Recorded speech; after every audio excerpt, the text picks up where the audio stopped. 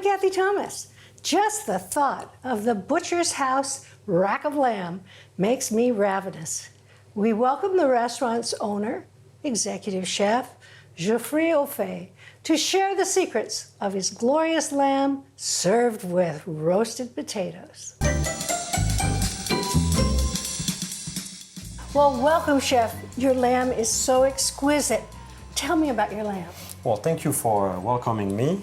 Today we're going to use already French lamb from New Zealand, all grass-fed, all natural, free range. We could say almost organic. Yeah, and it's absolutely delicious. Let's get started. Okay, so to start, we're going to season the lamb and marinate the lamb. Ideally, you can do that the day before. Salt on each side, everywhere. You can be generous. The meat will only take what it needs. A little bit of black pepper, both sides. Olive oil. So to chop garlic, you can crush it with the flat of your knife like that. Once it's flat, you can line them up and you just like slice them like you would slice anything else pretty much. We'll put some garlic on there, both sides, same thing.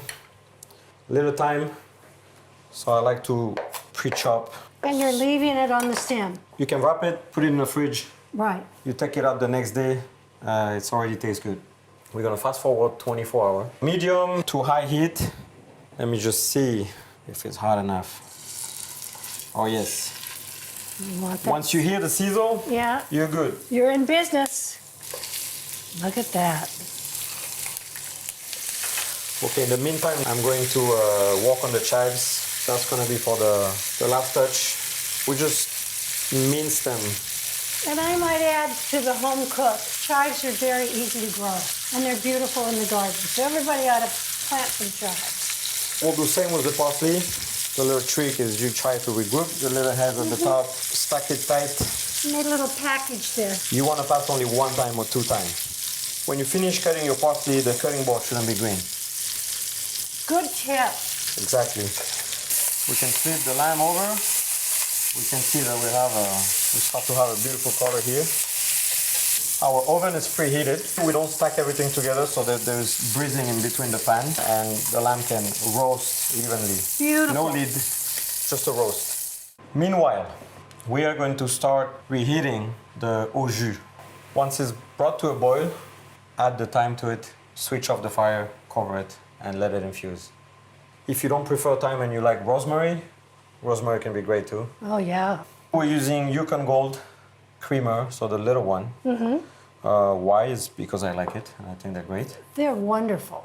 You can blanch them and you can push the cooking up to 70–80%. They're fork tender at this point. Yes. And then we'll take them, cut them in half, and we'll saute in a duck fat. We'll put them in the oven as well to finish the cooking. Medium to high heat. Add the duck fat to the pan. There's the sound we want. Here's the sound we want, yeah. And we can smell the duck fat in action. The idea here is to get them some coloration. Our water, when we blanched them, were salted. So the potato, when it pre-cooked, took some salt inside it. Right. We can still add a little salt. And I think starchy things need salt. They do. Black pepper. Getting nice and golden. Oh, yeah. That's what we're looking for. That's what we want. So when it cooks, it gets firm, and when it rests, it relaxes. Meanwhile, it's resting, we're gonna put the potato in. We'll remove the thyme. We're gonna emulsify the sauce with butter. We don't want that in the way. We brought the demi-glace to a boil. I'm going to put the fire on a lower heat, and we're just gonna add the butter one piece at a time. You don't want to put too much at a time because you actually don't want the butter to break. This requires a certain amount of patience. Oh, they are gorgeous. Oh yes. Look at those. Why last minute with the garlic? Because garlic's super small, provides flavor up to the moment that it's fully cooked. So if you cook it 3 times the time, the flavors are dead.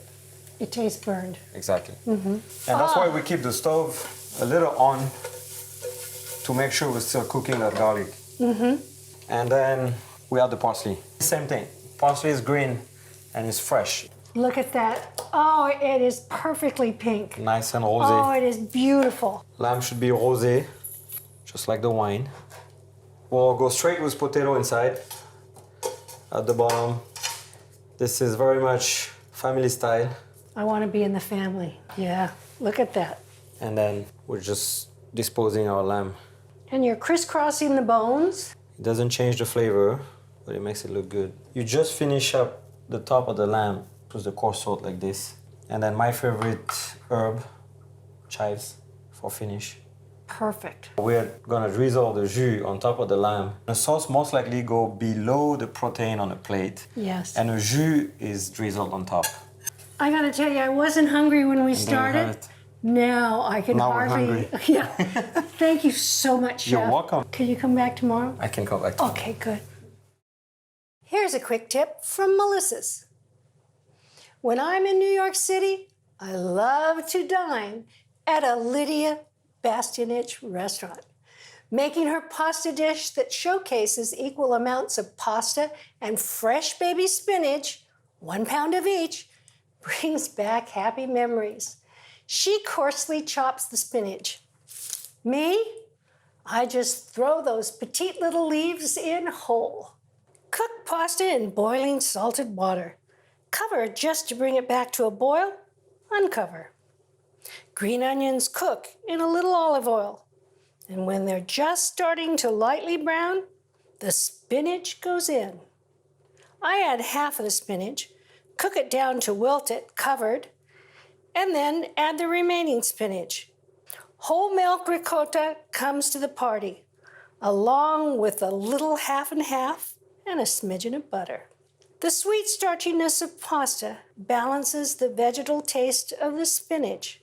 I like to use either fusilli, orecchiette, or farfalle. Finally, some grated Parmigiano Reggiano. Add chives on the top. Mangia bene.